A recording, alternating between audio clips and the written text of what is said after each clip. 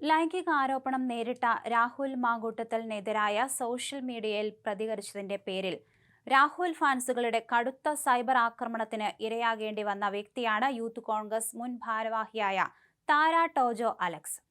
കടുത്ത സൈബർ ആക്രമണമാണ് ഇതിന്റെ പേരിൽ താരയ്ക്ക് നേരിടേണ്ടി വന്നത്.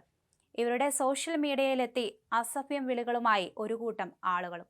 എന്നാൽ ഇത്തരം സൈബർ ആക്രമണങ്ങൾ കൊണ്ട് തന്നെ നിശബ്ദയാക്കാൻ സാധിക്കില്ലെന്ന് വ്യക്തമാക്കുകയാണ് താര. രാഹുലിന്റെ പേര് പറയാതെ തന്നെ കടുത്ത വിമർശനവുമായി അവർ രംഗത്ത് വന്നു. രാഹുലിനെ രാവണനോട് ഉപമിച്ചാണ് താര ടോജോ അലക്സ് രംഗത്ത് വന്നത്.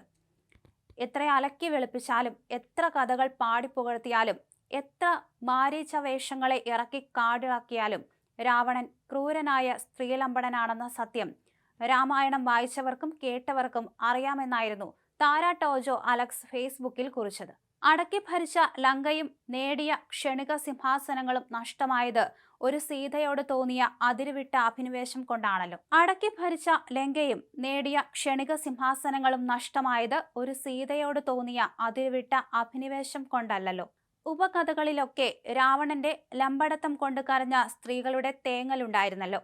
അതൊക്കെ തന്റെ രാക്ഷസ ഗുണമെന്ന് അഹങ്കരിച്ച് ആരെയും ഗൗനിക്കാതിരുന്ന രാവണന് പിഴച്ചത് എവിടെയാണെന്ന് അരിയും ഗോതമ്പും കഴിക്കുന്ന മനുഷ്യരായി പിറന്നവർക്ക് മനസ്സിലാകും.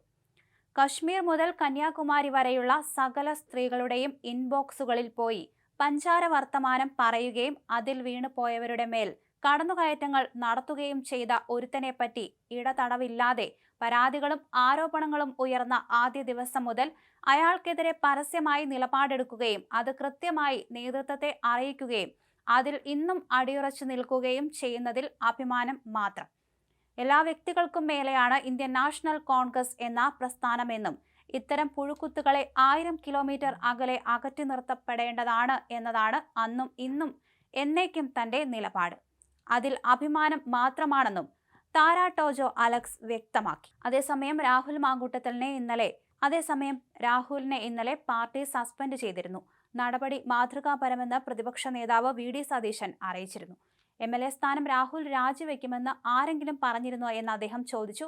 രാഹുലിനെ പാർലമെന്ററി പാർട്ടി യോഗത്തിൽ നിന്ന് മാറ്റി നിർത്തുകയാണ് ചെയ്തതെന്നും വി.ഡി. സതീശൻ ഇന്നലെ വൈകിട്ട് പറഞ്ഞു. കോൺഗ്രസ് എടുത്തത് കർക്കശ നടപടിയാണ്. ഇത്ര കാർക്കശ്യത്തോടെ വേറെ ഏതെങ്കിലും പാർട്ടി നടപടി എടുത്തിട്ടുണ്ടോ? ഈ നടപടി സ്ത്രീകളോടുള്ള കോൺഗ്രസിന്റെ ബഹുമാനവും ആദരവുമാണ്. സ്ത്രീകളുടെ ആത്മാഭിമാനത്തിന് മുറിവേറ്റെന്ന് തോന്നിയപ്പോൾ എടുത്ത തീരുമാനമാണെന്നും പ്രതിപക്ഷ നേതാവ് പറഞ്ഞു.